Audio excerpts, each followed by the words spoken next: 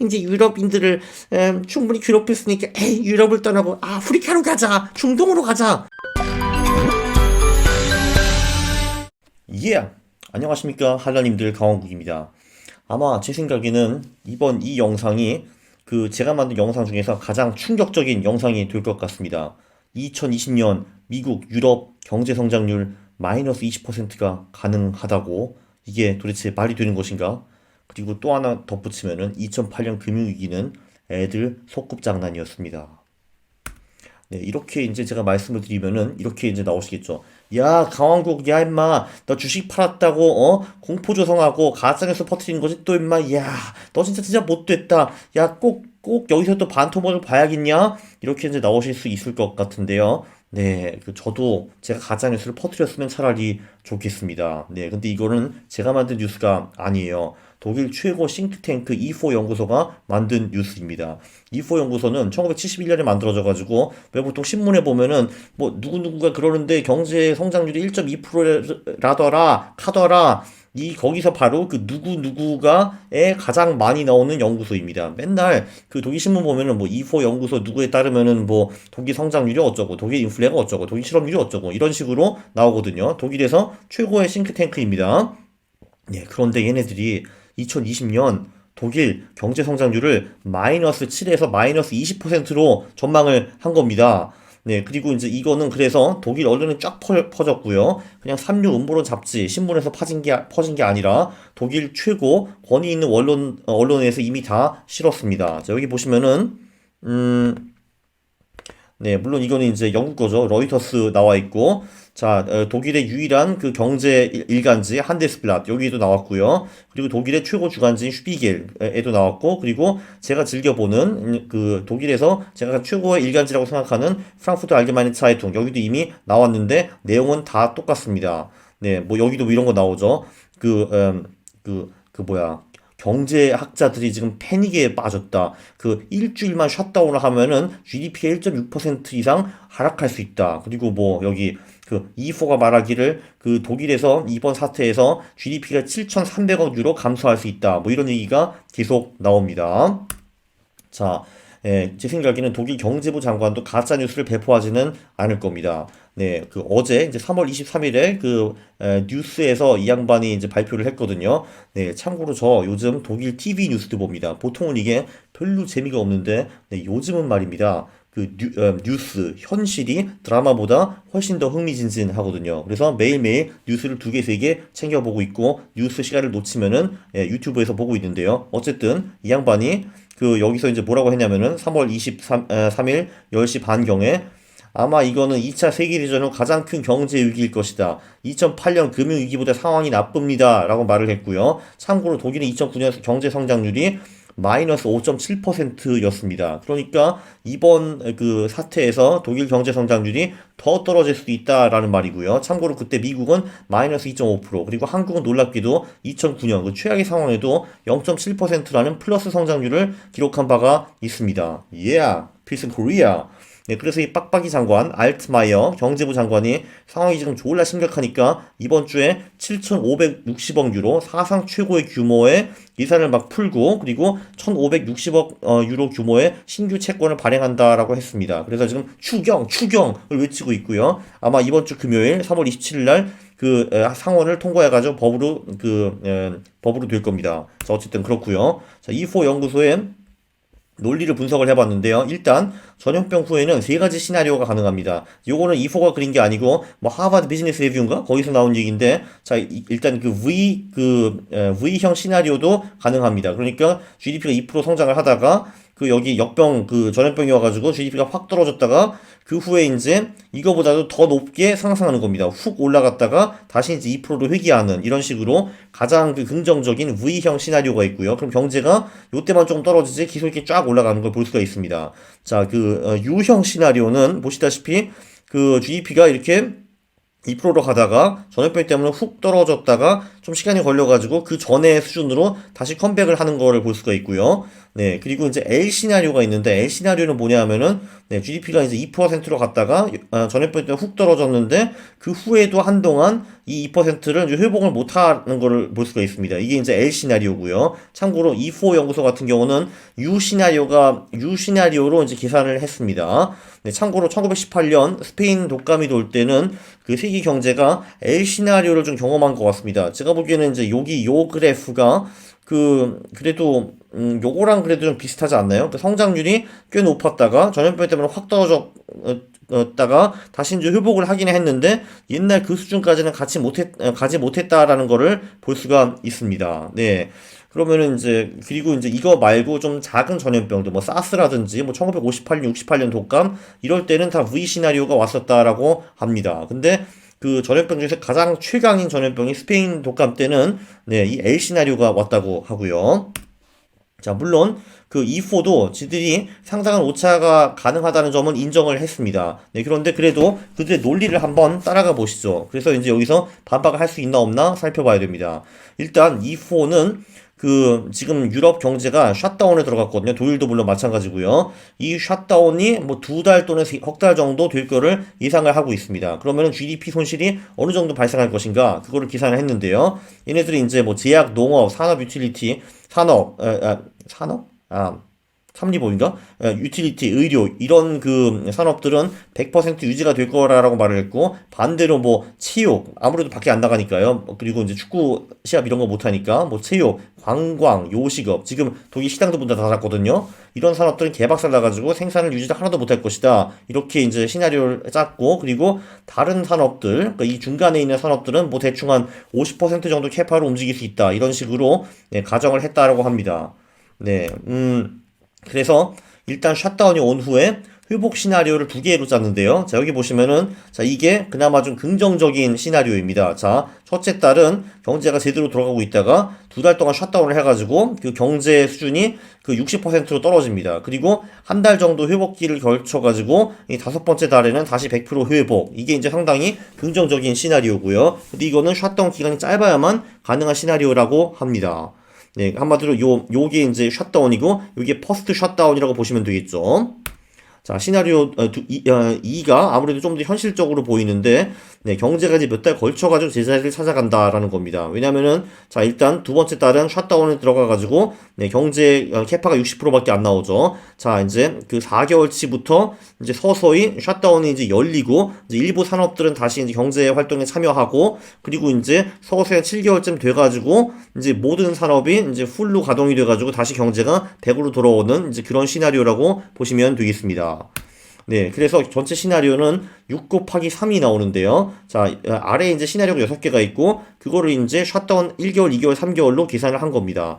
여기서 이제 1, 2, 3, 4, 5, 6 중에서 3번 시나리오가 가장 긍정적이고, 5번 시나리오가 가장 부정적인데, 그 여기 보면은 3번이 보면은 샷다운 시 경제 생산이 어느 정도 감소하나 그 E4 설문조사 수치로 이제 감소한다라는 말이 나왔는데 그게 뭐냐면은 E4가 이제 한 달에 한 번씩 기업들을 이제 설문조사를 해가지고 비즈니스 기대치 지수 그러니까 이제 경제 뭐 그 선임지수 뭐 이런 거를 만들어내거든요. 근데 이제 얘네들 2월 말에 2월 말에 설문조사를 했습니다. 여기서 그 중요한 건 뭐냐면은 2월 말에 설문조사에는 독일의 최신 코로나 상황이 미반영되어 있고, 그러니까 뭐 이런 거죠. 최신 뭐 감염자, 확진자, 뭐 그 사망자 수치, 그리고 지금 외출 금지령, 접촉 금지령, 그때는 이런 게 아직 없었거든요, 독일에. 그래서 이제 2월 말에 독일 기업들이 응답한 거는 그 실제 상황보다 훨씬 더 긍정적일 거라고 이제 볼 수가 있습니다. 그래서 이 3번이 이제 가장 긍정적인 시나리오고요. 여기 보시면 이제 퍼스트 샷다운 기간 1번, 2번, 3번은 한 달 만에 한 달에 퍼스트 샷다운 기간을 걸쳐가지고 다시 이제 극복할 수 있다. 그러니까 한마디로 이거 요 시나리오를 말하는 거겠죠. 네, 그리고 이제 나머지 시나리오 4번, 5번, 6번은 바로 이제 요 시나리오. 경제가 이제 막 다운되었다가 좀 몇 달 걸쳐가지고 다시 이제 100으로 돌아온다. 이제 이런 시나리오라고 보실 수 있겠습니다. 자, 여기까지 이제 설명을 드렸고, 이제 팩폭으로 들어가겠습니다. 팩폭. 자, 이게 이제 독일 경제가 한 달 셧다운을 하는 시나리오거든요. 여기서 가장 긍정적인 시나리오. 그러니까 셧다운 한 달을 하고 퍼스트 셧다운 기간이 한 달 만으로 완료된다라고 가정을 할 때, 그리고 셧다운 시 경제 손실이 34.8%, 그나마 긍정적인 수치로 들어갔을 때 독일 GDP가 4.3% 감소한다라고 합니다. 이게 가장 긍정적인 시나리오예요.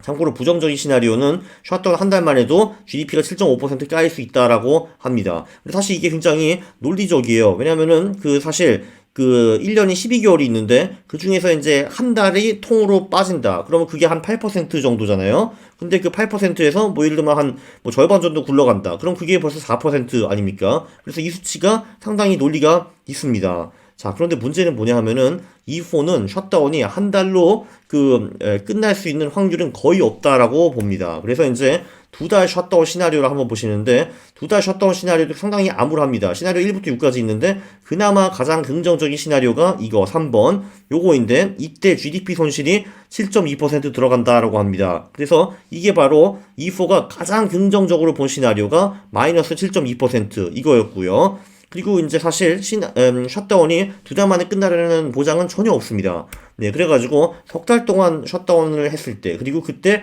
최악의 상황이 나올 때, 그게 뭐냐면은 그러니까 셧다운 기간은 3개월, 퍼스트 셧다운 기간 넉 달이 걸리고, 그리고 셧다운을 할 때 경제 손실이 48.7%로 나온다. 한마디로 GDP의 절반이 셧다운 기간 동안에 사라져 버린다. 이런 식으로 이제 가정을 했을 때 독일 GDP가 자그만치 20.6% 작살날 수 있다라는 겁니다. 그래서 E4의 시나리오가 2020년 독일 GDP가 7에서 20% 감소한다라고 했던 겁니다. 정말 생각만 해도 끔찍하네요. 자, 그런데 이게 어느 정도 일리가 되어 있는 게, 네, 저도 지금 이제 셧다운이 시작되고 이제 코로나 시작한 다음에 뭐 식당도 안 가지, 술도 안 먹지, 밖에 나가지도 않지, 집에서만 처박혀 있지, 네, 기껏 가는 데는 슈퍼랑 회사밖에 없지. 네, 그러니까 지출이 제가 워낙 적었는데 지금 그거에 반토막도 안 되게 지금 줄어들었습니다. 근데 저만 그러겠습니까? 다른 사람들도 다 비슷할 거 아니에요? 다 집에서 처박혀 있는데. 그래서 이제 생산 줄어들지, 소비 줄어들지 하면은, 네, 셧다운 기간 동안에 GDP가 절반으로 줄어든다는 게 너무 이상한 시나리오는 저는 아니라고 생각을 합니다. 끔찍하네. 야, 그럼 진짜 마이너스 20%가 올 수 있는 거야? 와. 네. 그리고 석 달 후에 코로나 바이러스가 이제 유럽인들을 충분히 괴롭혔으니까 유럽을 떠나고 아프리카로 가자, 중동으로 가자, 네, 이러진 않을 거거든요. 바이러스가 뭐 그 정도로 뭐 머리가 좋지는 않지 않습니까? 네, 그래서 셧다운이 석 달 후에도 계속 지속될 수도 있는 겁니다. 이게 정말 워스트 오브 워스트 시나리오죠. 그래서 얘네들이 계산을 해봤는데 셧다운 연장이 일주일 연장될 경우 GDP는 0.7에서 1.6% 까인다라고 합니다. 그리고 셧다운이 한 달 연장이 될 경우에는 GDP가 2.9에서 6.5% 까인다고 하고요. 그리고 6주 연장될 경우에는 GDP가 4.3에서 9.8% 까인다. 이런 시나리오도 내놨습니다. 네, GDP 셧다운 일주일 1%, 한 달 4%, 이 정도로 외우면 되겠습니다. 그리고 마지막으로 실업자는 얼마나 늘어날 것인가?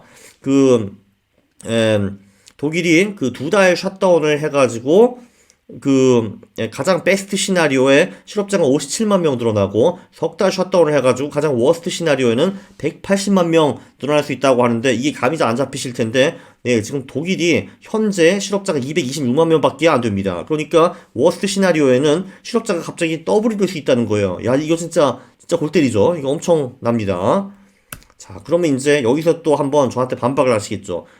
가짜뉴스 맞네, 임마. 저 독일 기자네, 임마. 너는 왜 그거를 미국, 유럽으로 확대 해석하는 거야, 이 새끼야. 빼! 하실 텐데요. 여러분 혹시 미국, 유럽, 선진국들 코로나 수치 보셨습니까? 지금 한국도 상황이 매우 안 좋은데, 한국 상황은요, 지금 미국과 유럽 비교하면 정말 아무것도 아닙니다. 보니까 지금 한국은 밖에 돌아다닐 수 있고, 식당도 갈 수 있고, 심지어 클럽 간 애들도 있는 것 같은데요. 네, 근데 지금 독일은 되는 게 아무것도 없습니다. 지금 여기 어느 정도냐면은, 네, 뭐 슈퍼나 병원, 뭐 이런 데만 갈 수 있고, 한마디로 쓸데없는 가게들은 지금 다 문 닫았습니다. 식당, 카페 다 문 닫았고요.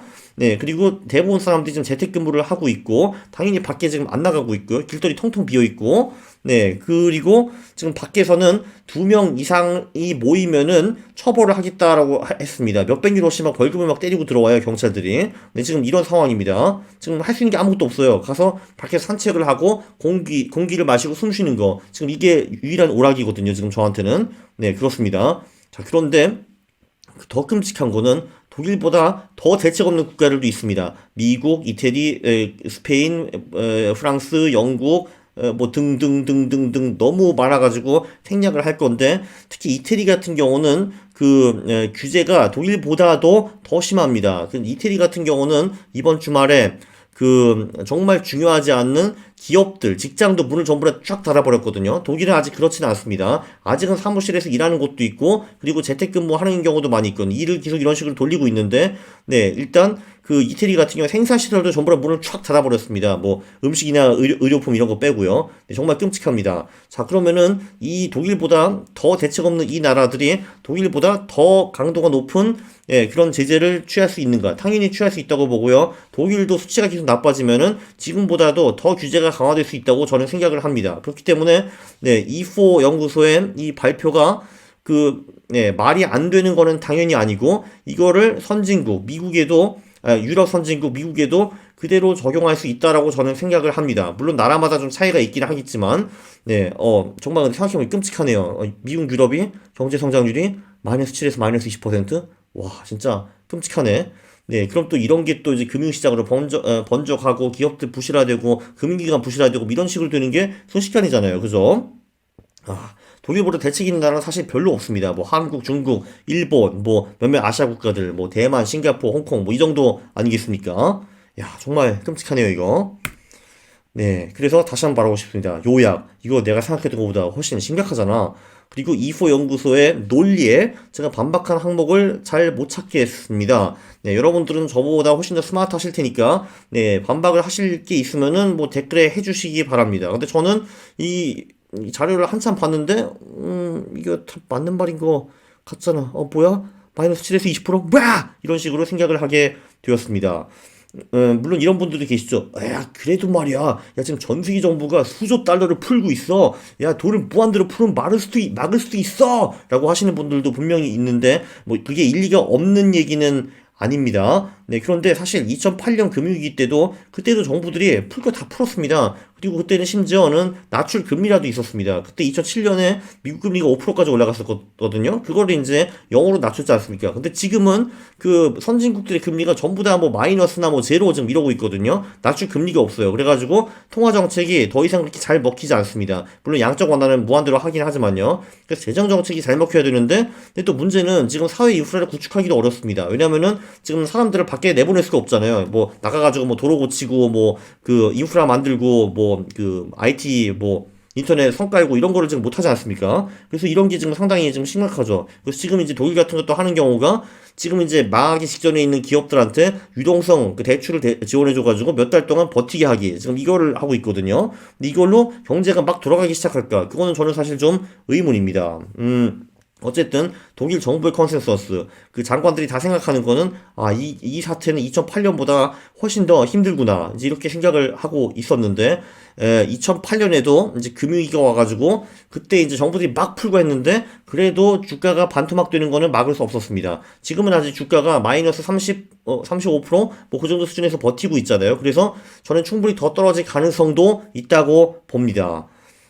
그러면 한국은요? 설마 우리나라도 마이너스 20% 성장? 네, 저는 그거보다는 상황이 한국이 일단 낫다고 봅니다. 일단 코로나를 통해 가지고 생산 지장이 미국 유럽보다는 훨씬 더 적을 테니까요. 그리고 예를 들면 2009년에 금융위기 때문에 미국과 유럽이 개박살 날 때 한국은 플러스 성장을 달성한 바 있습니다. 그래서 이번에도 코로나에 이제 한국이 좀 덜 얻어맞았기 때문에 그래도 한국 경제가 미국 유럽 경제보다는 좀 잘 버틸 수 있을까라고 저는 이제 믿고 싶고요. 사실 잘 모르겠습니다. 그렇게 믿고 싶기는 하고요. 그런데 이제 문제는 한국이 GDP 대비 수출이 전 세계에서 가장 높은 나라라 이겁니다. 이게 이제 골 때리는 거죠. 한국은 조선이 아닙니다. 100년 전만 해도 뭐 임금님이 와가지고 호호호 우리 일은 아니지만 말이야 양놈들이 역병 때문에 죽어 자빠지고 있다며. 네 폐하 그렇습니다. 어허허 우리 일은 아니지만 말이다 참 불쌍하도다. 허허허 인삼 3박스를 갖다 주도록 성은이 망극하옵니다 폐하. 지금 이게 아니거든요. 당연히 지금 한국도 이제 글로벌 세계에 이제 다 참여하는 그런 이제 글로벌 플레이어이고 수출액이 지금 얼마야? 그 5천억 불이 넘지 않습니까? 네, 이런 나라인데 지금 그거를 사줄 미국, 유럽 경제가 이렇게 작살이 나면은 네, 우리에게도 당연히 위기가 올 수밖에 없을 것 같습니다. 네, 미국, 유럽이 기침을 하면은 한국은 폐렴을 걸린다. 네, 이게 충분히 가능한 시나리오고요. 네, 그나마 이제 그 중국, 일본 경제가 좀 돌아가는 게 그나마 다행일 것 같습니다. 물론 얘네들도 네, 미국, 유럽의 수출을 제대로 못하기 때문에 타격을 맞겠지만요. 네, 이번 영상이 상당히 길었지만 그 굉장히 쇼킹하고 충격적이고 그래가지고 제가 말을 많이 하게 되었습니다. 그건 좀 죄송하지만 그래도 처음부터 끝까지 보면은 네, 별로 재밌는 얘기는 아니지만 그래도 많은 거를 배우셨을 거라고 생각을 합니다. 그래서 오셨으면은 이제 구독을 하시고 네, 좋아요를 누르면은 좋겠습니다. 싫어요를 누르면은 제가 매우 싫어합니다. 감사합니다.